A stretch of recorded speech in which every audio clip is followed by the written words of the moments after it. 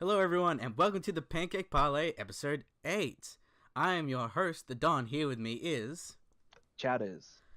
And we have a good show for you this week. We're going to be talking about some Kingsman, some Cuphead, and, Jaden Smith, new anime, or I guess original anime, Neo Yokio. So, that's going to be fun, right? Right? Yeah, we'll see. Yeah, exactly. Well, you actually you watched it all. I couldn't get through it. To me, it was a painful experience as well. I don't doubt that at all. Just a little bit of housekeeping. You can always hear us at Stitcher, Omni Radio. You can find us at my YouTube channel at Marketing Movies. And you can also find us at Libsyn at Pancake Parlay at libsyn.com. And you can always send in emails and letters and things like that to pancakeparlay@gmail.com. So yes, back to Jaden Smith anime, Neo Yokio. Last week I made the offhanded remark, maybe we should watch this damn thing. And I did. All 6 episodes. That's like probably the best thing about it was mercifully short. And it was, and yeah, you didn't even finish the damn thing. I didn't even... Yeah, it tells you something, right? Yeah, I mean, look, I think the premise is okay. Like, it seems pretty interesting. Like, again, I didn't watch for some reason, so maybe... there's a split between high class and low class, but a lot of it's got to do with, like, people really caring about fashion. Like, people caring about fashion, like, people care about politics. Yeah, and I think, maybe, like, okay, so you can maybe tell him the premise of the show. That might help a little bit. Oh, trust me, it's hard to... okay. From what I remembered, because I'm trying to erase it from my whole memory, okay? Right, sure, right. There was like, it was in the flashback. You know if something's going to be generally bad when there's a flashback back in the day type of, at the start of everything. But yeah, there was some sort of flashback between, like, there was these mages, sages, or whatever you call them, and they saved kind of the city. Something got to do with demons, I remember, and fashion. See, once again, I don't remember much because it did a very, very bad thing in explaining. But I can tell you, like, freaking word for word for certain freaking things. But this this TV show, it just didn't explain the world that much, and I think that kind of summarizes why this, it's kind of bad. Where it's like, okay, everyone's into fashion and what people care about, and like talking about ranking of different bachelors, but it's like, but why?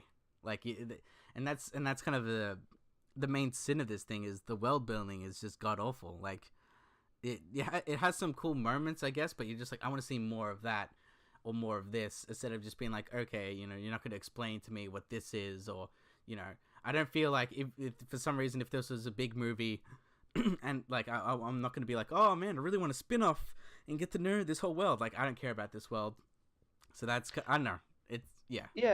I mean, like, okay, so from what I understand, because again, I didn't watch all of it, so some of it is still kind of like semi-fresh in terms of what the show is about. So it's about a fictional kind of city called Neo Yokio. Oh, it's freaking funny. Get it? It's like it's Neo Tokyo from Akira, but not really. Well, I think it's supposed to be like a combination of like New York, but it's also Tokyo, right? Like that's what. Yeah, that's basically what it is. Yeah. And so like long time ago, as they mentioned, there were demons that invaded, and so the mayor at the time allowed for sages or these wizard kind of guys to, I guess get sanctuary into Neo Yokio, get citizenship, and in exchange they would help get rid of the demonic entities and possessions and stuff that would happen in the town. And so I kind of liked the fact that because these people existed, that's the reason why they have like funky colored hair. For example, I think like the main character has purple hair. Yes, good old Jaden Smith. Like various other, and I think like all the other kind of these like exorcist characters also have purple hair. So that's kind of that you noticed a detail that I did not notice at all.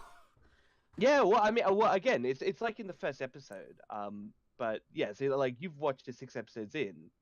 It's probably like a tidbit detail that's not really important in the grand scheme of things. But at least like it does, in that sense, it's very anime, I guess. Like, the reasons why certain things exist is, might be weird, but it's what there is like some kind of grounded explanation as to why.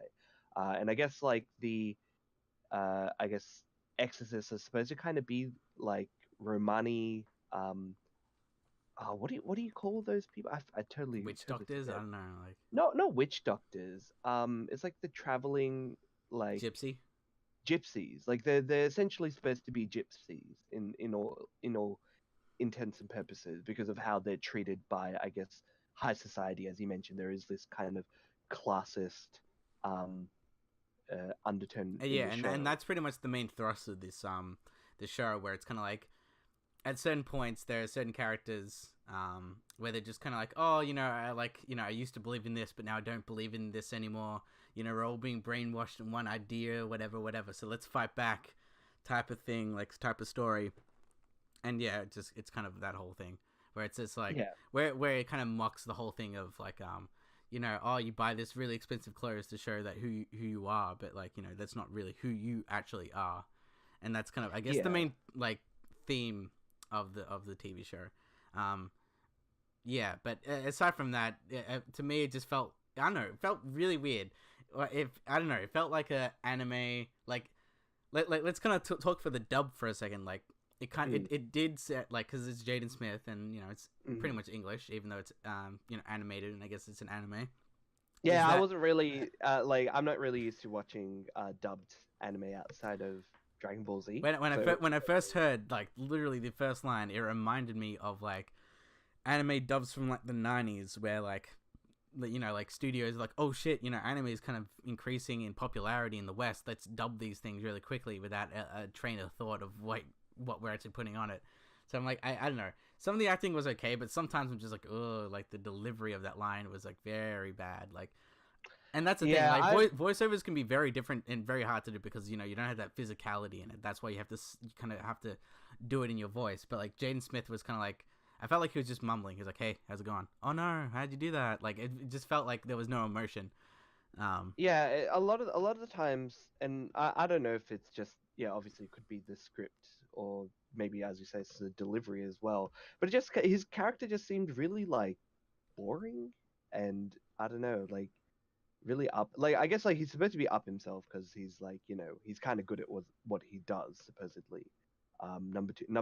Number one bachelor, I guess. yeah, yeah. But yeah, like I don't know, there's just aspects of him that just made him seem really boring. And I guess you could kind of say that for like a lot of like anime like main characters, Well, like they yeah. can seem kind of boring, but there's nothing that seems like explicitly redeeming except for the very convenient things that he's able to do.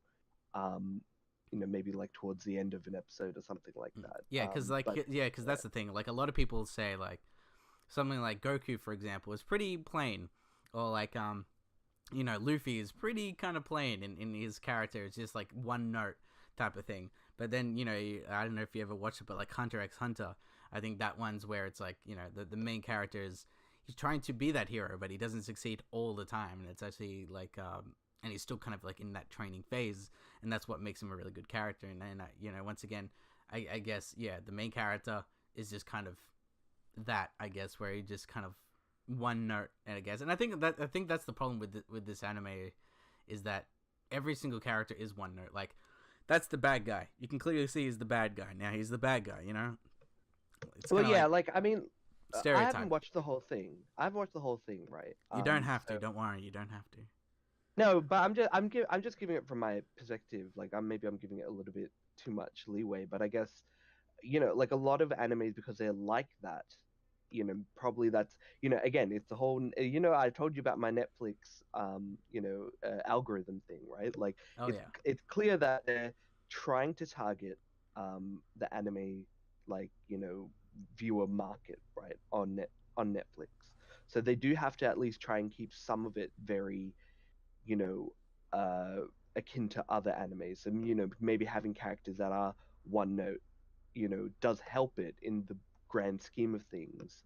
When attracting that demographic, it's the other demographic that I'm kind of confused about, that they're trying to attract with the whole, they talk about fashion, they talk about, oh, like, it's like this high society aspect, like, oh, play this music in this note, and making like cultural references to, I guess, like, some people would get it if they're into that kind of thing. But that's the thing, like, I don't know if there is that demographic who would be watching Neo Yokio, but I'm just trying to figure out what other demographic that Neo Yokio is trying to, People who like attract. Jaden Smith, I guess.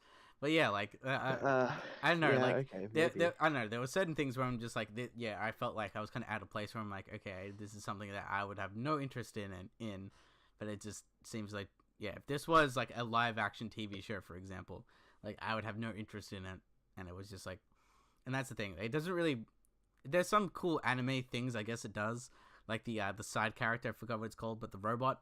I Yeah, think the robot. the Yeah, robot I basically had some good good stuff in there throughout the whole series. But like most of the time, it was kind of like same old, same old. Like there was, Mm. I wouldn't say really watch it. I'd say like watch it if you like to watch those really really shitty, animes, I guess, or like really shitty anime dubs. Like there was, I think there was like what was that? No, there was one where it's like I think it's called Battle Hearts or something like that, where there's a bunch of girls and they just fight, and it's like very like, oh look, there's a girl with like big boobs everywhere, and they just fight or something like that. It's like Battle Hearts, Heart Battle, something like around those lines. And I remember that was like the most trashiest thing, but people have fun for it because it's just completely freaking stupid. And I think anime has that weird thing where it's like, oh, it's complete trash, but I like to watch it type of appeal. Yeah, sure. Right. It's just like, well, yeah, no, I understand. I guess the thing is, like, the one redeeming thing that I liked about the show is that I like the art style. Like, at least, like, maybe not when it comes to, like, when characters are in the foreground, it doesn't look that great because they're being animated, like, in front of you. But maybe a lot of, like, kind of the And it's, yeah, background it's stuff pretty cheap. looks Yeah. really nice. Mm. Like, like they're showing, I think in the very first episode they have there's like some blogger is possessed by a demon, and the main character has to go free it. But like the house looks really nice, and like a lot of the like they're showing like the painting, they're showing all this, they're showing like a shopping mall, like all of that looks really nice because they're all foreground stuff. But yeah, like I guess like the main sorry, they're all background stuff. The foreground stuff like seems really like Like like I don't sweatshop really care too animation, much like about. like I don't know, yeah. The look, I guess, but like that's the thing. Aside from that style, like that stuff, I guess some of the style felt really. It did feel like, yeah, that '90s aesthetic, which is not really that bad. It just depends on like, I guess it's like if a studio was really cheap in the '90s, I guess like a cheap '90s studio. Yeah. I guess it's not something that you'd expect like modern animation would be about, but I think they probably went for that style on purpose. I'm actually not too sure what the budget of Neo Yokio was, Yeah, but because yeah. it's Netflix. You would assume they would have some budget, but then again, it's like what are they risking it on? Because that's the thing. Like Netflix, they also released that Castlevania TV show, which is only 4 episodes, and that's an anime, and that was really good. And really it looked really really good as well. Have you watched it? I mean, I haven't watched it myself. I do like the Castlevania Yeah, series. series. Yeah, Oh well, I like one particular Castlevania game. But yeah, like it seemed okay, but I haven't watched it. Yeah, I can't find any information about the budget. But I mean, anime isn't something that's like something that you can just like, oh yeah, I'll just put a little bit of money in, and and like it costs. well, that's the thing. From what I know, the studio that actually did the animation for this is what are they called? They called Production IG, and these people I know, and like Oh, that you sounds like familiar. okay, so they did the Ghost in the Shell like standalone complex, which is like, first of all, Right. an insanely Yeah. high bar to be like, okay, you did all that stuff, but you also did Neo Yokio. They did like End of Evangelion, that one. Oh, nice. They did FLCO, which I liked, and yeah, they've done other stuff like Guilty Crown, and a lot of this stuff does look really good, like animation wise. So it's just kind of like, I guess it was a chosen style, that or this was like somehow their second project, and they're just like, fuck it, we'll do this. Because that's the thing, this studio is like pretty well known, and they're pretty good at what they do. Yeah, they Yeah. freaking did Skycrawlers as well. Like fuck, man, these guys are like, yeah, these guys are good, I mean, good stuff. it's more than likely, they were, hey, here's money, um, make a thing, and they said, all right, we'll do it. Just, You know, just like do it. we'll do like what else can you really get? So you don't recommend me watching the rest of Neo Yokio, Like Don? I'd like honestly just like I felt like it was just a one like you could watch it if you want the end of it, but it's just kind of like that's kind of it felt like just that was kind of like a wrap up of the story. Like I don't feel like there's a next great adventure, or I didn't feel like man I want to explore more of this world to see more of these characters in. I felt like yeah it was just kind of like this was the story that I needed to tell, and that's kind of it I guess. But like yeah, I don't know. It's only 6 episodes, but it's like, are you gonna willing like to worth your time to do it? Like, you could just do it if you're a completionist and just be like, I need to watch it because I watched like the first episode. Yeah, because I've invested in it. Yeah, no, I think usually I am like that. But I'm not in this circumstance. I'm not itching for it. Well, actually, I do the whole 3 episode thing where I'm just like, I'm gonna give something 3 episodes, and if I Three don't like it episodes. within 3 episodes, I'm just kind of like, nah, I'm out. Like, I'll give Yeah. it 3 because like one usually tries to establish a lot of stuff really quickly and try to like right at the end they try to give you that hook, being like we're going on an adventure or whatever it is, and then yeah, 2 and 3 is kind of the follow up, and that's how I kind of rate my shit.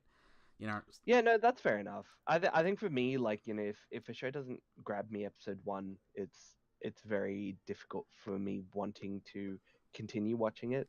well, like But how'd you go with stuff like Arrow, for example? Because a lot of people were just kind of like, Arrow was really stupid. I'm like, yeah, just like like first season's kind of I but think then second season gets better, so much better. I think Arrow season one, like again, it's a very good, very apt comparison to make. Just because it is one of my trash TV shows I watch. But the thing is, I think Arrow season one, at least it knew what it tried to do, kind of, right? Like it was still trying to find its footing.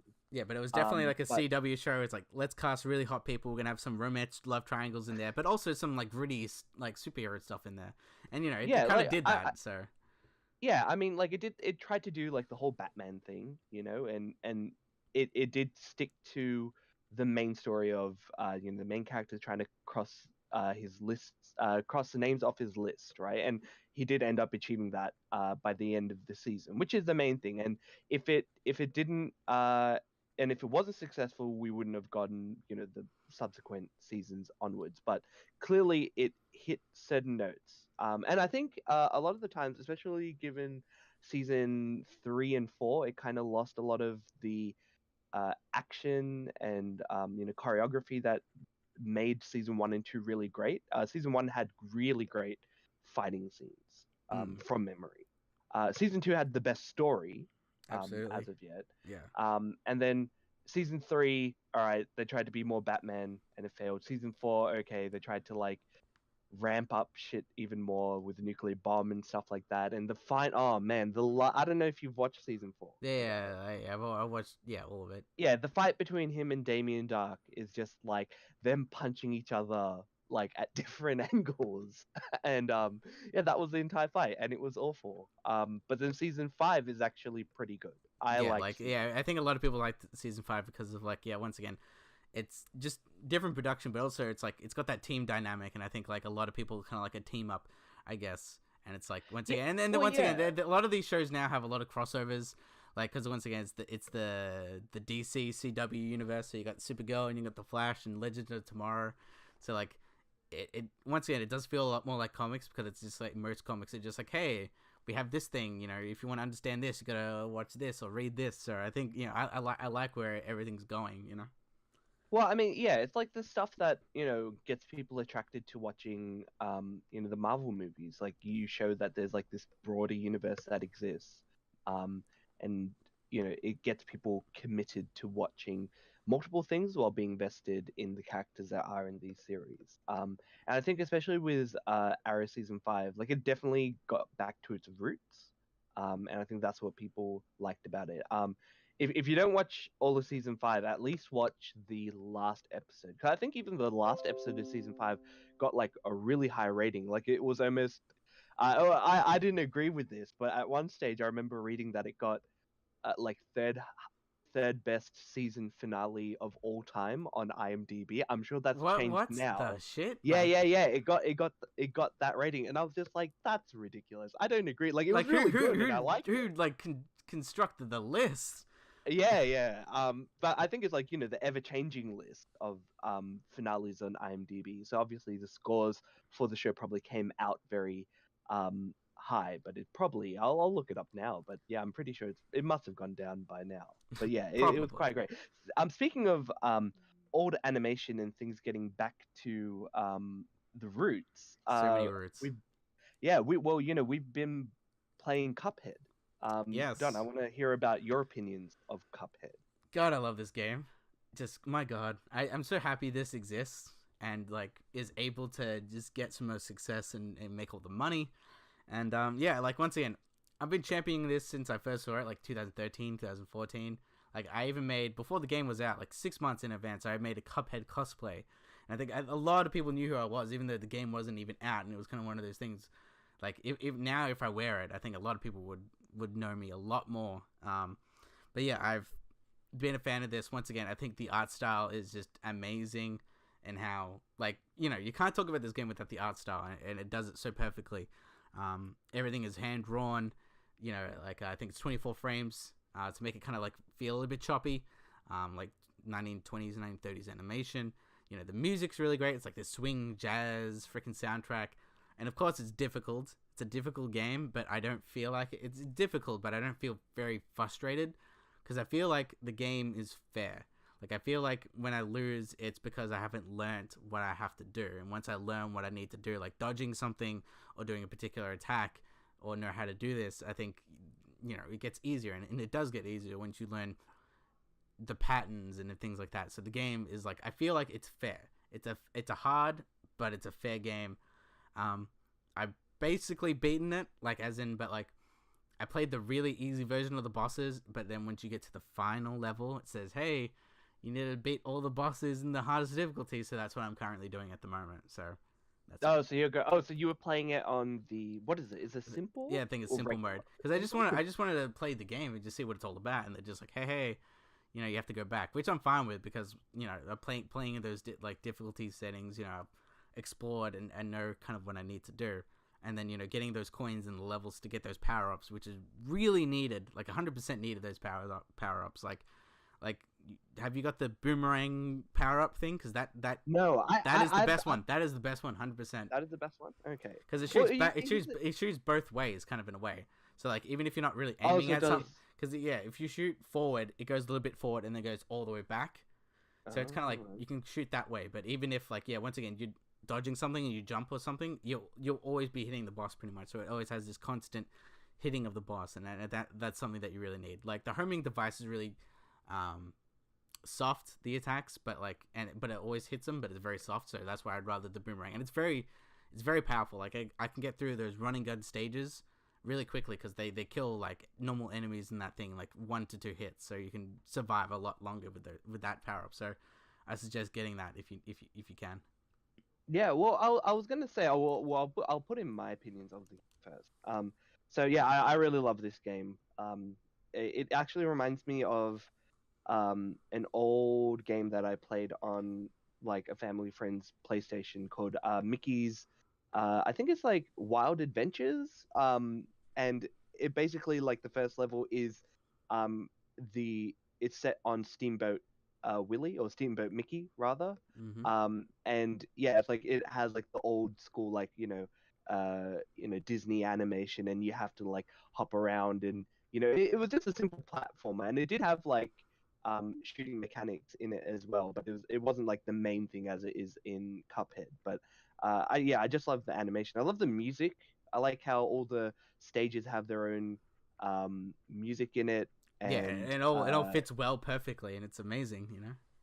yeah, yeah, just oh, the other thing I really like, and I didn't know this until I actually kind of paid attention to the little details in the game, but because certain bosses that you fight, certain bosses in the game have stages, and so when you beat a boss at a particular stage and then die, they tell you like a different rhyme, because they Yeah, give you like when a it's game over, it's like haha this thing and this thing. So yeah, and it always yeah. relates to how you died. No, it's not usually. Is it really how you die? I don't think it is. I'm not quite I sure. think No, I don't think it's how you die. But the thing is, in whatever phase that you get killed in. Like for example, you fight this big blue ball at like sometime early in the game. Yeah, I think that's pretty much the first boss that most people will play because it's pretty Yeah, simple. yeah. Yeah. Yeah, and so that was the first time when I noticed it. And yeah, if you kill him in the early stage, he gives one particular rhyme, but if you kill him when he's in his second phase, he gives like a different kind of rhyme that he says to you. It's all these kind of little things that like I like about the game. But yeah, by the way, does the running gun stages change with the difficulty as well? No, I don't think they have difficulty. Those ones. So those ones No, are always okay. hard, regardless So of what those you ones do. are always hard. Oh, Yeah. okay. So just the bosses, Yeah, or need the boss. you have to beat the Yeah. bosses in the hard difficulty. Which once again, once you get those power ups, like I had to do and later on you get the one heart thing, so you get hit once. I got there's one where it's double, so you can only get hit 5 times, but yeah, your attack's weaker.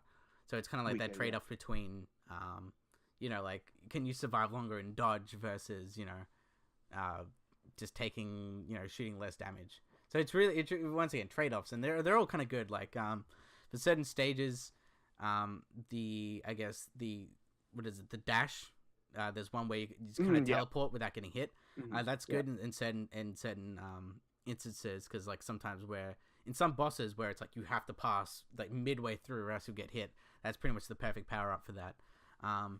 Apparently there is actually a hidden secret. If you beat one of those running gun levels without killing anyone, you unlock like a secret, like I think it's like a secret thing where it's like you can customize it to make the game black and white and put these filters on top of it.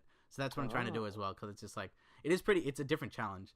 To beat it without killing anything. Yeah, I was gonna say like,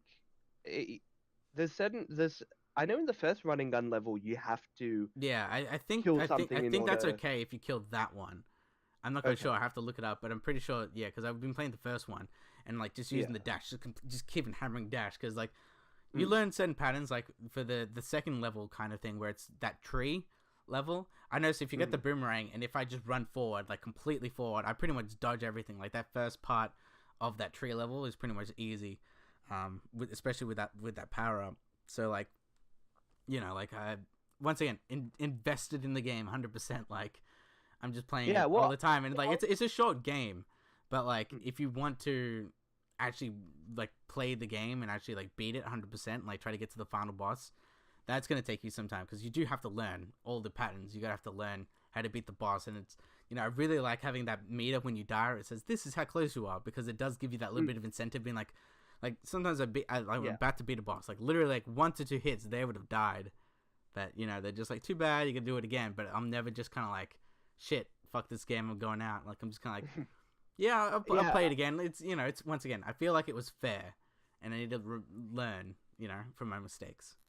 Yeah, I didn't know there was like an alternative difficulty, so I haven't progressed as far in the game, and I haven't actually been playing like continuously with Cuphead, but I really do like it. It is very hard. And I was having a lot of difficulty with that with that big blue ball thing. Yeah, even the first boss, like it's man. But then once, because that's the thing.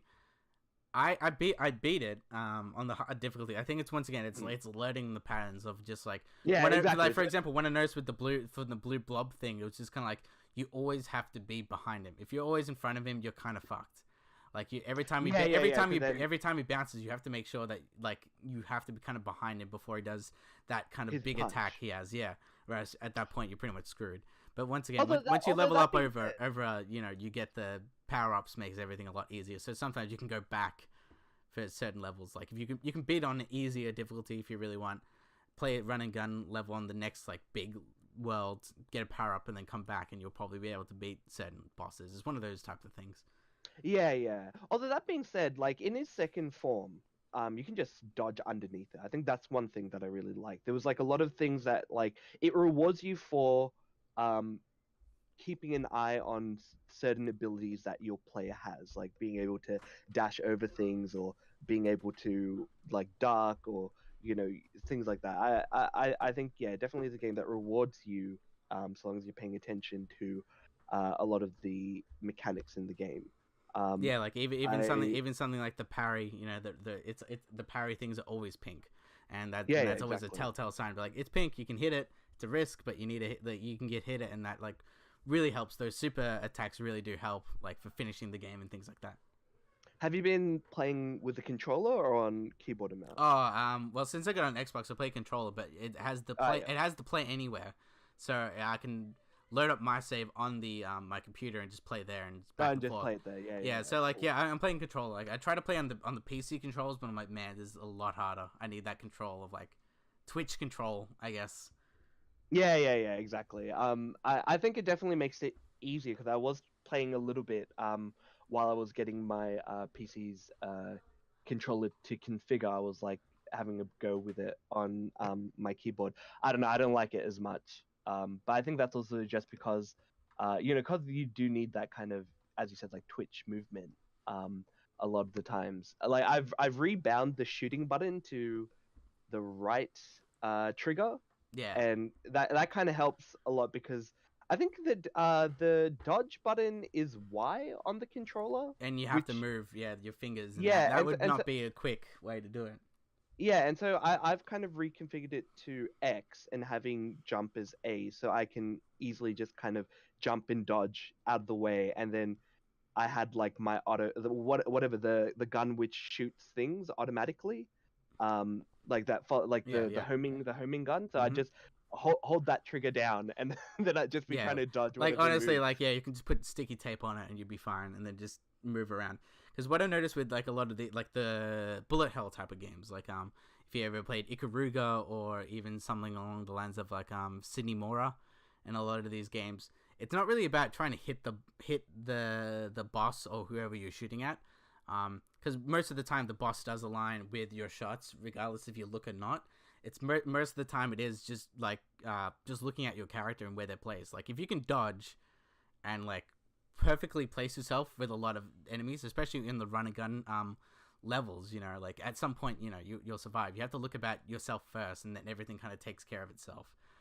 Like Yeah, once again, if you've seen gameplay of these things, a lot of people, they don't look at like where they're shooting, they just look at where their character's placed, and it's kind of like done in that particular way where you should be more focusing on your character more than where you're shooting. And like I played some co-op with this game, and like a pro tip for this is look at your character and not your teammate's character, because if you're worrying about how they got hit or where they're getting hit, then you're gonna get hit, because it's like straight away. oh It's a man, straight away struggle. Like you have to focus on you unless they're dying and their ghost is flying away. You have to do that. But other than that, focus on yourself. yeah, Cuphead looks really crazy in two player. I saw some gameplay of it. I don't know. The game's already hectic as it is without another player being there. But I guess that's the reason why they do have that ability to revive a friend by doing the parry attack on it.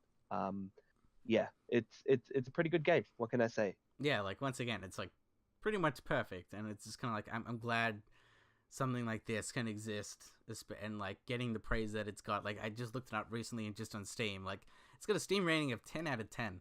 Like there's no one being like, oh, 1 star because fuck this game. Like everyone's like, no, this is, just let it be, okay, let it be. Well, that tutorial level's pretty hard, man. What can I say? I don't know, man. I play games for a living, but let me tell you, man, that fucking tutorial. How am I supposed to get Oh through? yeah, Let alone the yeah. rest of the game. Speaking of actually old classic games, I'm one of the very lucky people that got an SNES Classic, and Oh yeah, how is it?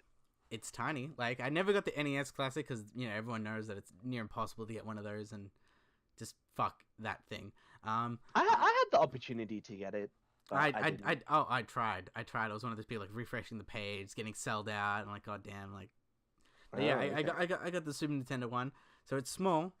Yeah, so I'm assuming the Super Nintendo one. It's pretty much the size of just a normal smartphone, pretty much. Mm. Like that's the size of them, and Oh, okay. and yeah, it is pretty much a replica, like pretty much down to like everything replica. Because like I have a Super Nintendo, I was just bringing it out, how big it was. Even the controllers feel like pretty much exactly the same, like exactly the same. And once again, you could be one of those things like, oh, why don't you get an emulator? You can do that. I don't care. But it's kind of like, but to be able to play with the controllers, like as you can get the USB ones, fine. But like, to actually play with the actual controllers and then like having these games like just at your fingertips. Like you can just bring this to like a holiday house or something like that, and just be like, yeah, let's play this. And it's like, yeah, it's small and compact, and you know, it's a good price if you can find it anywhere, like for cheap, I guess, without eBay scalpers. But yeah, Yeah, I mean, I've already been seeing people selling it for like twice to three times its original price. So, well, I that's the mean, thing. Yeah, like Nintendo said they'll be making more, so I think like at some point these scalpers are gonna get fucked over.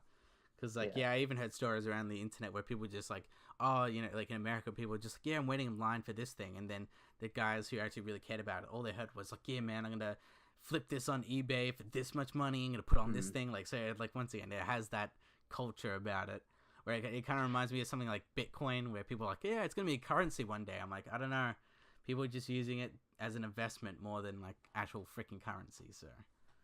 Well, yeah. Well, I mean, Bitcoin, I think is a lot different to something like, it's like the new kind of, cryptocurrency stuff that's still emerging. With something like, the NES, like people at least ascribe a lot of value to it because there's a physical commodity involved. Mm. Um, at least it won't lead to people destroying their own, SNES minis. Yeah, pretty People won't be much. doing that to increase that. I mean, it's good to hear that Nintendo is going to be releasing more. I already told you the reason why I'm not getting it because it doesn't have Chrono Trigger. Well, it That's has. it. Once again, I'm looking at Not the good box. enough. I'm looking at the box right now. We got Earthbound, which people love. Final Fantasy 3, which I love. You got freaking Super Mario RPG, and that's like one of those things where it's like I felt like that's like Super Mario RPG generally gets the bad shake of the stick, where everyone's like, yeah, Final Fantasy 3 is great. Oh, Chrono Trigger is great. You know, all this stuff's great. No, But then really? it's just like, but I'm like, dude, Super Mario RPG is like, wait, like it's so good. Like it's so good, and no one No, really talks about it. no, I'm pretty sure people talk about people like that game. I do remember. I don't Oh, think people like the game. Just that I just feel like if you compare it with all these games, they're just like, no, 100%. It's either Earthbound, Chrono Trigger, or Final Fantasy 3, and then like, you know, Super Mario RPG is pretty much there as well. Just people just kind of like, you know, it's hard because once again, Super Nintendo had like some of the best lineup of goddamn games. It even has Secret of Mana, which is, you know, an RPG as well. Isn't that coming out? Like, isn't there a re-release of that game coming out? I'm pretty sure, like a 3D version. I think so. Like that, yeah. I think because Yeah. that's the thing. That's like one series of RPGs that I don't know much about. Like I know I played like a few. Like I played Secret of Mana and I played like another Mana game, and they're like, yeah, it's like action RPG game. Like it's kind of top down, and it's kind of I guess it's kind of like a Zelda but more RPG elements in them. You know. Yeah, exactly. Once again, So Zelda. it It has all the good shit. Like pretty much, aside from like maybe 5 or 3 games that are missing. It even has Star Fox 2, which I haven't played yet because, you know, I'm not that big of a fan of Star Fox, but still, it's there. The only physical way to get it. So it's kind of like one of those things where it's like, oh shit, you know. Well, it's also the complete version of the game, correct? Like unlike the ones that are released. Basically the leaked incomplete ROM that just like here it is, but this is like officially sanctioned Nintendo being like, hey, this is the thing. And once again, I think that's the bigger motivator for, I guess, collectors. I guess for like the way I see it. If people want to get their hands on Star Fox 2, I guess that's how they're gonna get it. I'm assuming they wouldn't. I wouldn't be surprised if they somehow release that to like the Switch store or whatever it is, the console, because like, you know, what's the point of just keeping all these things just behind a paywall? Well, I mean, Nintendo loves re-releasing things over and over again and making people pay over and over again for it. So I wouldn't be surprised if they do it, but it'll maybe be in a couple of years. Yeah, pretty much. Like once again, people were talking about the Nintendo 64, and I wish that was happening, but I'm just kind of like, I don't think it would because like the controller, like these controllers are small, but the controllers are like, it'd be bigger than the console unless they somehow shrank them, or design them. And then on top of that, like there's a lot of games that would be missing because like, since Rare is with Microsoft now, I'm pretty sure they wouldn't release any of the Banjo games like at all. And I think that there's still like rights with I think GoldenEye. GoldenEye has a lot of weird shit because once again it's James Bond and it has a lot of like weird legal things where you can't, like, for some reason you can't re-release like the old game for some reason. But yeah, it'll be weird. Plus, I mean, the Nintendo 64 controller was designed for people with 3 hands, so I mean, would have to they would have to kind of put out a new controller, I reckon, if they want to have it be successful with people. But I mean, there's a few good games: Mario Party, Super Yeah. Mario 64. You know, Yeah, even the Paper Mario there, like so you got Paper Super Mario, yep. Smash, you know, you got F-Zero. F-Zero. Oh man, F-Zero. Let's Yeah. say like this is really reliving my childhood. Like like once again, Banjo. I doubt you can get that now. Ooh, that's the thing. Obviously, you got the two big Zeldas that everyone loves. Yeah, Majora's Mask and Ocarina of Time. Oh yeah, you went Majora's Mask first. Well, I mean, I'm a Majora's Mask fan first, so. Majora's Mask for life. Yeah, that's the thing. And I like 64 is one of those things where there's not as many games on them, on it in comparison to the rest, and that's why like I actually have a quest now of because I want to complete the whole Nintendo 64 collection. There's only like 220 games in total, which once again you think that's a lot, but it's like it's not that much, especially if you can especially if you can compare it to its counterpart during the day, which is PlayStation 1, which had like 1,000 games. So it's like 200 to 1,000. I can collect at least 200 games. That's pretty easy, especially considering that I have majority of those games. Anyways, like even I like Donkey Kong Country. You would have freaking. Oh yeah. I don't know if you would have Conker's Bad Fur Day since that's rare now, but like that I love Conker's Bad Fur Day. I don't think you would, but Yeah. there's a few games that like I reckon they could do well with. But yeah, there's a lot of copyright issues that will probably, like for example, StarCraft that came out on Nintendo 64. They couldn't get that one on it. Yeah, 100%. But yeah, it'll be interesting to see. You know what? I've also been playing. You know, since our last podcast, we were talking about Assassin's Creed. I started playing Black Flag. Good old ass Creed. Yeah. It's pretty interesting. I do like how the game begins. You're just a pirate. Yeah, like you're not there's no destiny, or you're not born into a family. You're just a pirate being like treasure, and oh look, like I'm an assassin, and that will get me treasure. I'm fine with that, and that's like your main motivation. I think that's why a lot of people also like really like the story, because it's just like, man, I have all this stuff burden on my shoulders. It's kind of like, yeah, we'll do something, we'll have some fun and get some treasure, but and all this other stuff, yeah, we can do that as well. But that's why people I think really loved it. It's same with like the ship combat, and yeah, it just felt good. Like it felt way better than 3. Yeah, well, I mean, that's the thing. Like, I think they definitely have tried to go for a different tone with this game. It is definitely more fun, I guess, less serious, more fun. I don't know how to really. I actually didn't mind Assassin's Creed 3 that much, but I did like kind of the historical aspect of it, like the story and how they're trying to integrate it all. Whereas with this game, it's kind of, hey, you know what? We're gonna change it up a little bit. You're a pirate now. And you're also just doing some other things. I do find it weird, like, there seems to be a lot of disconnects in the game, because, like, at the very beginning, I do like kind of exploring the city and doing all the kind of mini stuff.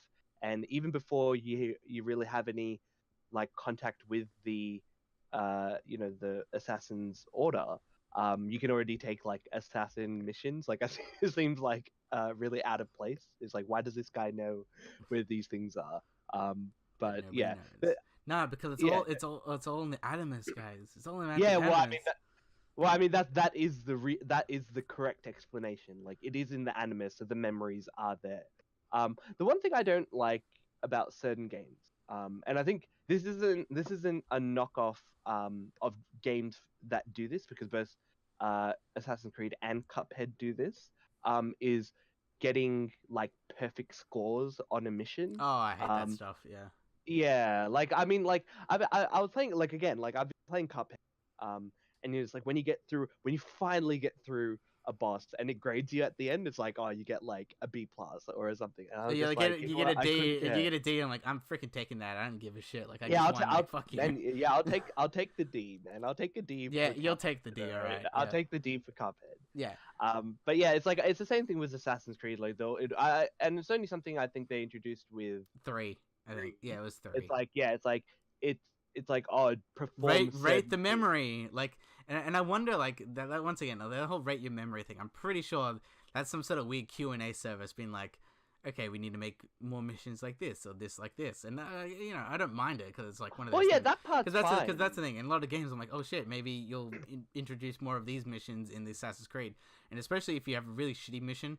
I think it was in 4. I think. There's one. Yeah. I think there's one in 4 or there's one in 3 where you have to go like a bayou, like a swamp, and you have to follow this boat without being spotted, but you have to, avoid shit, kill some people really quickly, and move on.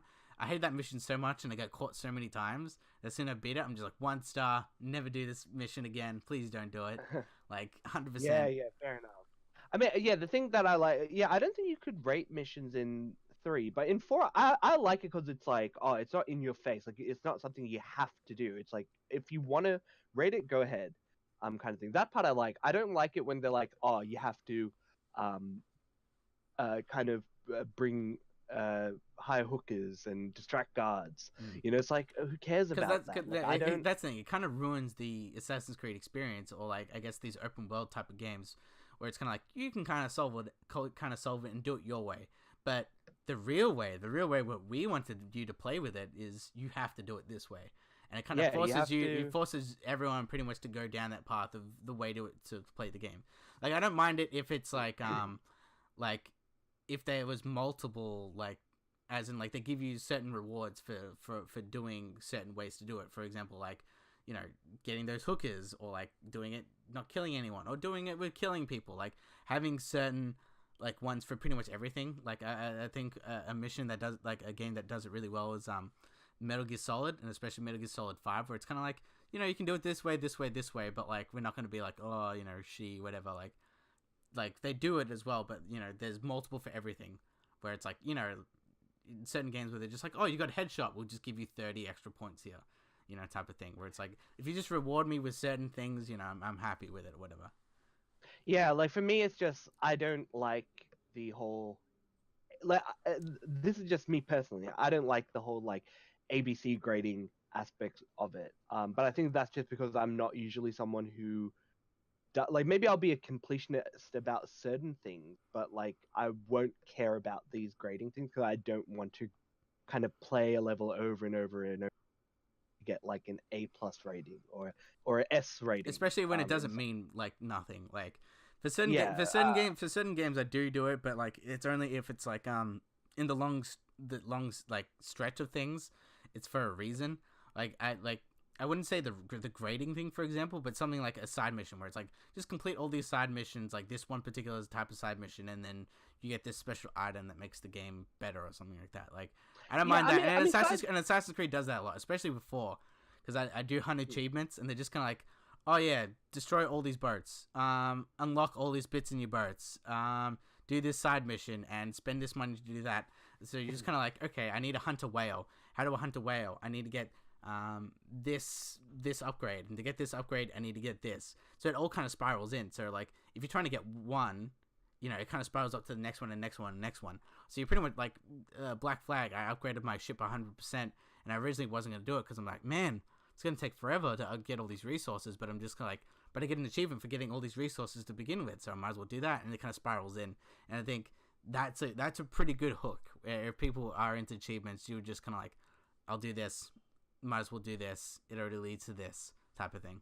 Yeah, I think in-game rewards for doing stuff that'll progress the story is good, because again, it's like, it motivates the player to explore more of the game and whatever. But yeah, I don't know that, again, I'm not that far into the game, but yeah, like, you're pretty much like, I'm pretty sure like you're at the learning stages, like you haven't really fully like explored the map yet. Like, you probably just like, because you have your own boat, you can sail around. Yeah, like I think I just got my own boat, so I just freed a couple of prisoners and stuff, and I'm riding my own boat. Like, yeah, just stuff like that. It's nothing major, but yeah, again, like, I think this game, I can see why people really like this game. Once again, addictive loop, especially like once you get into ship combat, and like, you can either just completely blow the ship up, or you can actually, or if you want to get like, people to join your crew or whatever, you can actually board the boats and actually use the ropes and actually just land on their boat and stuff like that. Like, and then just kill a guy straight away. It's like one of those very satisfying moments of just boarding a boat and just killing a guy and taking over the boat is like really satisfying. And I think that's what people really like, that just addictive loop, and it just felt really good. Yeah. I mean, I am making my way through the Assassin's Creed series, so we'll see how I go. Have you been playing anything else or watching anything else? I've been watching Rick and Morty. obviously. Yeah, finale Oh, happened. yep, So now, finale. so, Yep. so now we're gonna wait like what, 2 years now? What? 2 years. I don't know. What is that? Whatever. I don't know. You There know was what? there was a joke at the end where like Mr. Poopy Butthole was like, is it worth the wait, guys? Can't wait for you to wait till next season, whenever that What? happens.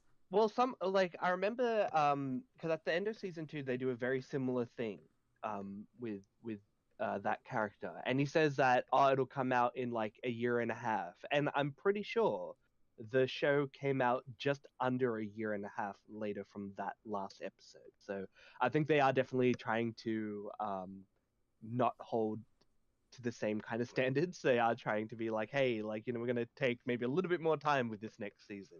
And I think it's probably for the better. Probably. Because once again, like, Yeah. if you look at like season 1, 2, and 3, I'm like, I think probably 3 is my least favorite one.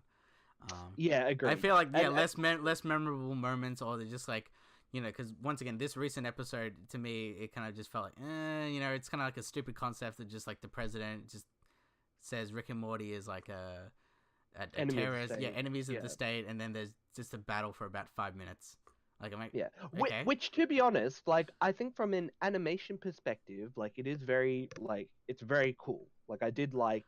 Oh yeah, like once again, it's very creative. It looks really good, a lot of references to like the moon landing being faked, like all this other kind of stuff that's going on. I mean, it's the same thing with Pickle Rick. Like again, like but there's a lot of I think crossover between those two episodes rather, just because it's just kind of there. Like it's just really cool to see like Rick fighting things as a pickle, and things just kind of escalating from there. And it from an animation perspective, it's really cool. From I guess an overall story perspective, not very interesting. I think probably my favorite episode is the Rick Lantis episode, which is when they explore the Citadel and the stuff that's happening there, which I think is like we captured that moment. Mid-episode.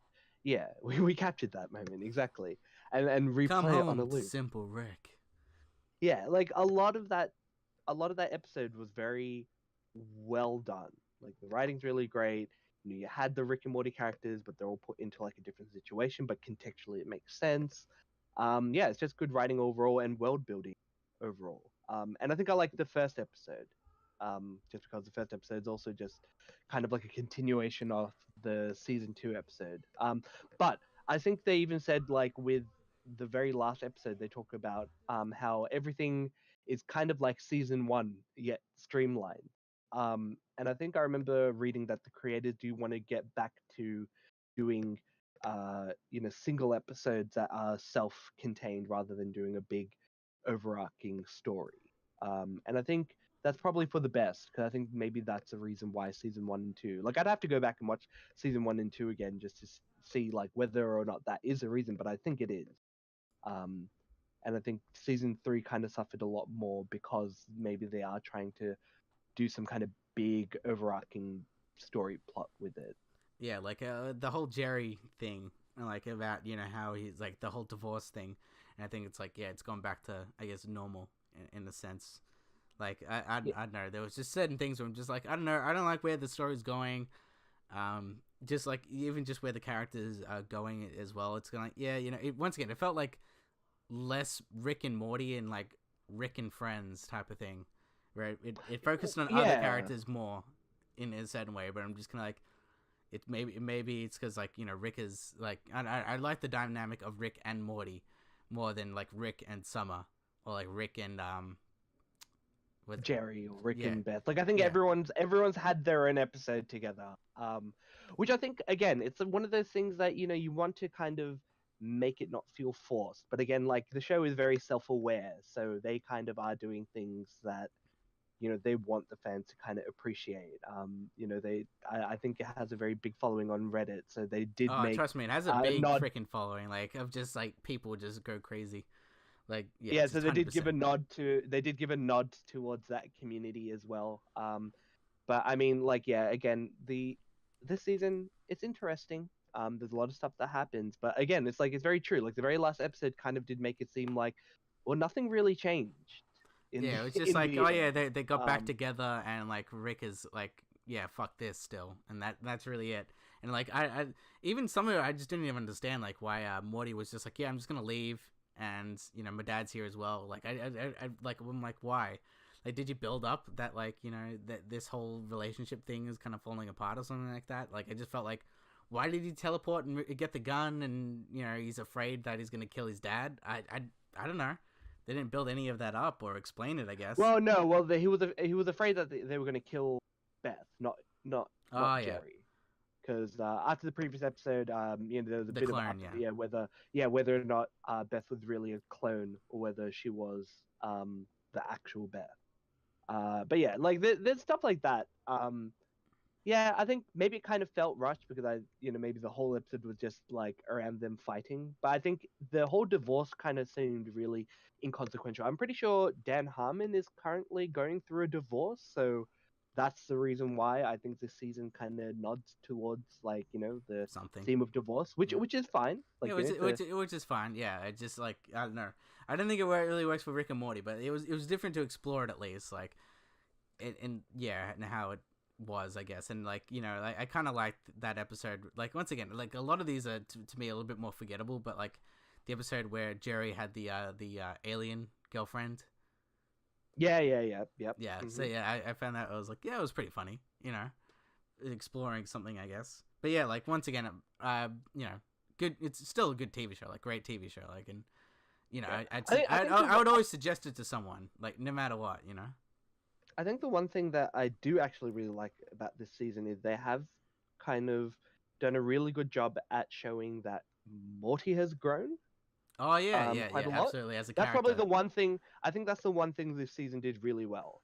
Like Morty is slowly becoming like a competent character as opposed to this kind of bumbling. Like, I don't know, Rick. Like that type of thing. Is like no, he's kind of like nah. He's especially like my favorite episode I think of the season was the one where they wiped their memory, I guess.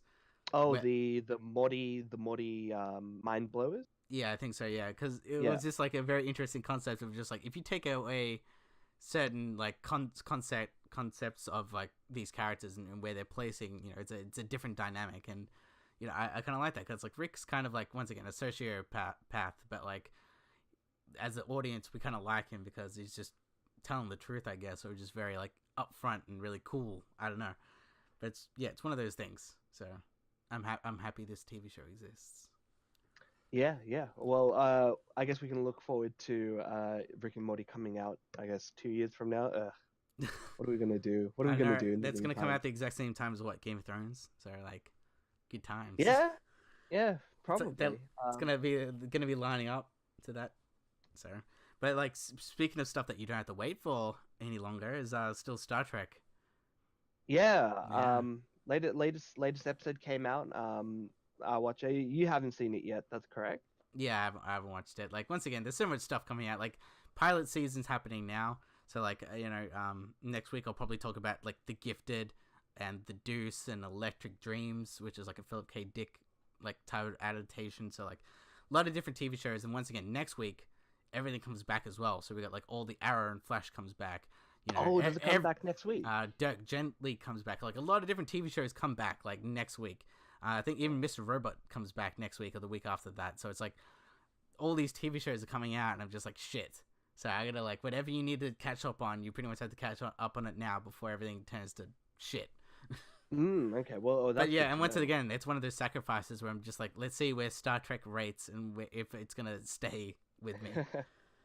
Well, I just want to at least keep watching Star Trek just because maybe it'll motivate me to watch the actual TV series. But the latest season, the latest episode is about Michael, kind of being sent over to being transferred over to a prison for life. But she is deep. But then she is kind of conveniently taken aboard the Star Trek Discovery, which is a vessel which has a lot of kind of cutting edge tech and a lot of new research stuff that's happening in it. And she's kind of dealing with the ramifications of her actions in the previous episodes, her I guess mutineering, as they call it. And she's a pirate like in Black Flag. Oh yeah, this episode is brought to you by pirates. Just in You know, general, like we even had that pirate episode where I talked like a pirate for a bit. Like pirates are everywhere. Okay, yeah, this just be careful. certain people pirate. Like you never know. People pirates are like on their computers all the time. Somali pirates, they're everywhere. VPNs everywhere. But yeah, with this particular episode, like yeah, again, they're just kind of laying the groundwork for certain things. I think it was definitely aspects of it was pretty weak because they have to explore like a another ship that recently had an experiment being done, and this big monster was in it that was killing everything. But again, it doesn't kill the main cast somehow. Like they managed to escape just in time. Like again, it's a bit of a old school trope that they use. Like, You oh, know, I'm immune because fuck, I'm human. I guess I don't know. well, no, there's just like this big creature that killed a lot of like Klingons. It killed like all these the research team, but it didn't manage to kill like the main character and the other crew that came in. But anyways, the point is like that might be a bit harsh, but I think like overall like the story might go somewhere. I'm just still waiting for it to kind of click. Um, I don't know how the Star Trek community is feeling about this show. I think it's mostly like okay. Like it's like they're glad that there's a Star Trek thing that's Yeah, happening. I think that's the general thing. They're just like we're just happy that Star Trek is somewhere out there in these days. I think the only thing they probably still hate is it still has the look of the Abrams Star Trek. But once again, that's kind of like one of those things where it's like it's a minor gripe and like it doesn't affect me, but I think really hardcore Star Trek fans for some reason really hate a new style, which is kind of like it'd be very hard to try to get a futuristic type of look to it, but like from old school Star Trek style, I guess. Like from like there's that TV show, The Orville, the Seth MacFarlane one, which is supposed to be a parody of Star Trek, and it's supposed to look like the old school Star Trek. I haven't watched any of it because I heard that's pretty shitty. But like I've heard it has that I guess aesthetic and look of the old school Star Trek. But yeah, I don't know. Okay. So like yeah, like so it's just an okay. Is it? Does it feel like it has an overarching story? Is it just kind of like at the current moment, just number by numbers type of just exploring? Because I think that's what Star Trek generally was, wasn't it? Well, I mean, the thing is, I think with this season, the overall story will be about the Klingon human war, or like I guess the first Klingon human war. Yeah, I wouldn't be surprised. Maybe Yeah, the it just second? start. Yeah, it might start Second, like yeah. at the end of the episode, like the season. It's gonna be like it has begun the war, and then whatever. But I don't know. Yeah, it might be something like. Well, I mean, I think they are technically at war with the Klingons in this show right now, like as of the first two episodes, because they do make reference to it. But I guess the kind of exploration about how they end the war and what does is there this big Klingon prophecy that's happening and how does Michael fit into all of this? I guess we'll figure it out as we explore the universe, I guess. Space, But yeah, the I final don't know. frontier.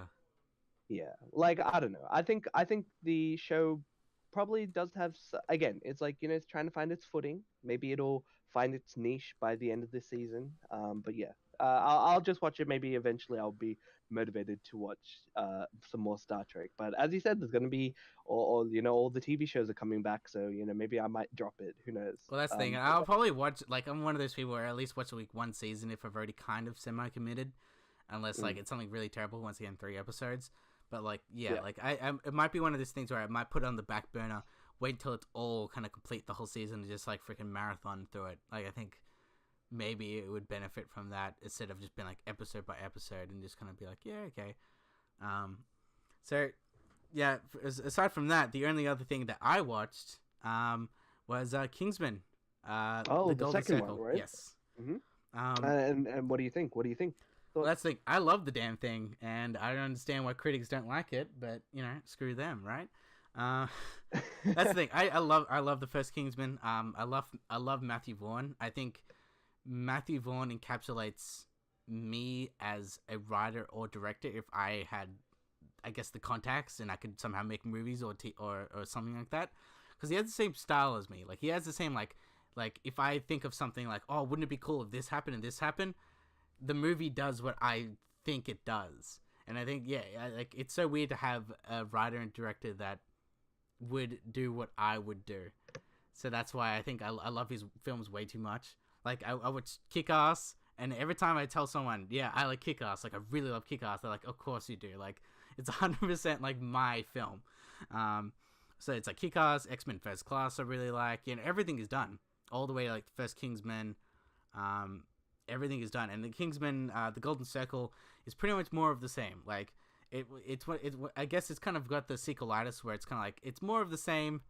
It just never has. It's not as good as I guess the first one.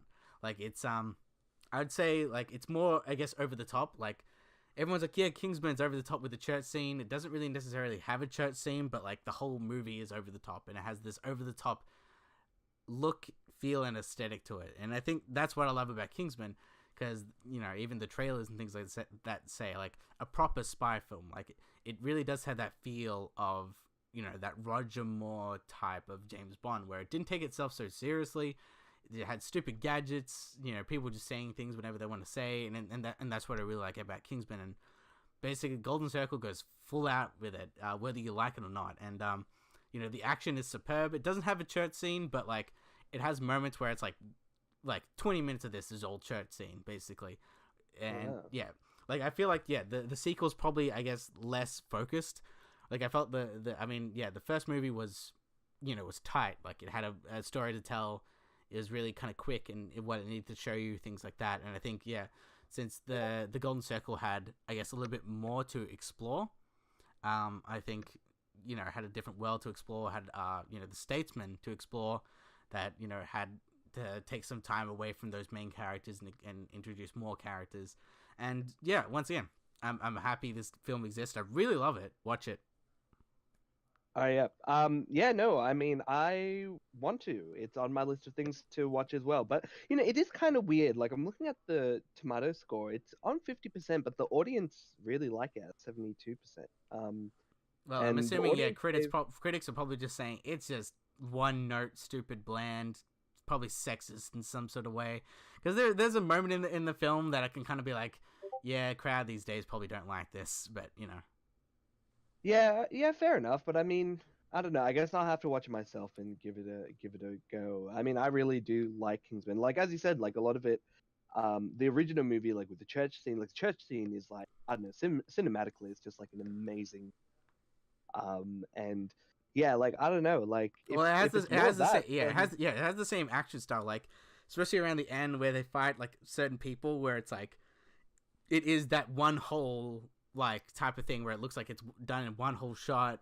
It's got some music playing in the background, and it's just like this is awesome, and it's just that's I'm just really happy that it exists. And I think like they're apparently trying to make a Kingsman 3, and that's already kind of like greenlit. Apparently they want to make a whole universe with this whole thing. Maybe they'll have like an Australian Kingsman. Have a boomerang or something. I don't fucking know, but they have a freaking, what is it, a whip? So like, they're, lasso. So that'd be cool. Yeah, I mean, it'd be interesting. I mean, definitely, like in terms of the grander scheme of things, like they could have like, it kind of reminds me of I forget what it's called. The movie, it's like got like the Russian and the guy from Henry Cavill's in it. The Man from U.N.C.L.E. Man from U.N.C.L.E. So like Man from U.N.C.L.E., like it is like a combination of like I think like British spies and Russian spies. So it could definitely be something like that. Maybe the next set of Kingsman. Spies will be in Russia, or it'll be like somewhere else. It's got a lot of potential. Well, yeah, because a lot of the that's the thing. So far, the two films have focused on a world-ending event, and it would be I wouldn't be surprised. It would be really cool to just have like a council of like people from around the world. And I think once again, it's playing fun of stereotypes, but it's fun in that way. Like once again, the Statesmen all just like they all drink whiskey in every single scene they're in. They all like have cowboy hats. I'm just like, this is freaking hilarious. Like I love this, and I feel like it reminds me of kind of like a world that I want to explore, kind of like in John Wick, where everyone's like, dude, the Continental's really cool. I want to know more about these characters.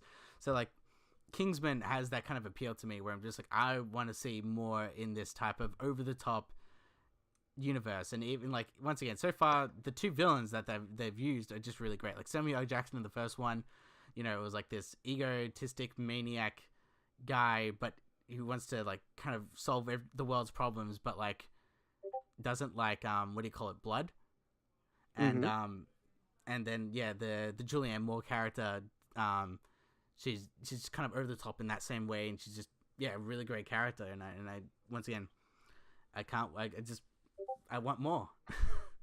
Yeah, I mean, I actually really like, Samuel L. Jackson is definitely an actor who can kind of be in anything. Like, he kind of takes anything in a sense, but he's really good at, like, personifying, like, really good evil characters, I've found it. When he wants to be. And, I like him in Kingsman. I like him in Unbreakable. He does have this really good appeal. Who's the main bad guy in the second Kingsman? Or is that like a big reveal? It's Julianne Moore. So she's the female. Oh, Julianne Moore. She's like Poppy, and essentially she just runs all of the world's drugs, and she just basically her plan is just to legalize drugs.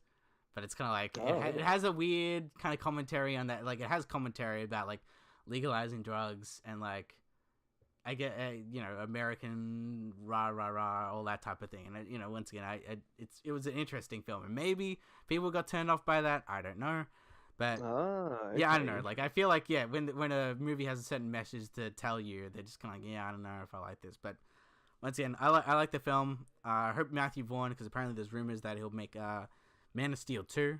So either way, I'll be happy if he. I just want him to keep him working. Yeah, that sounds good. All right. Well, that's going to be us for the week. We're not doing question of the week because we had just a shitload of stuff to talk about. I don't really have a pick of the week because I didn't really think of anything, but do you have anything? Well, you know what? Like, I was talking about it last time, Knights of Sidonia. And I will actually recommend the second season because I do like the second season. It's more anime, it's more stereotype, but I do like it. And I think definitely when it comes to, supporting Netflix, TV series, like the more people watch it, the more, the more likely it'll continue. And I think it is coming out. This is why Sense8 got cancelled, and people were just like, "Oh, why'd you cancel Sense8 or Marco Polo?" I'm like, yeah, no one watched the damn thing. No one watched it. Yeah, exactly. So like if that's my recommendation, just because like I would like to see more. And I think the season 3 is coming out soon. But obviously, like I'm gonna be once a lot of kind of TV shows that are going to be coming out soon, such as like Young Justice. Like, it's the whole reason why Young Justice. Yeah, absolutely. It's all coming together, Yeah. But yeah, I get okay. I just thought of a quick, recommendation. The 2006 Doom. Like, I really like the Doom game that came out like last year. Really fluid combat. It feels like Doom. Amazing music. There's actually it's like a what is it? Game Developers Conference, so the GDC conference, and it has the composer. I think his name is Mike Gordon or something like that. And it's like an hour like presentation of him talking about how he designed the music for Doom, and it's like this very interesting where like it was just kind of like, we want this like cool rocking soundtrack, but no guitars.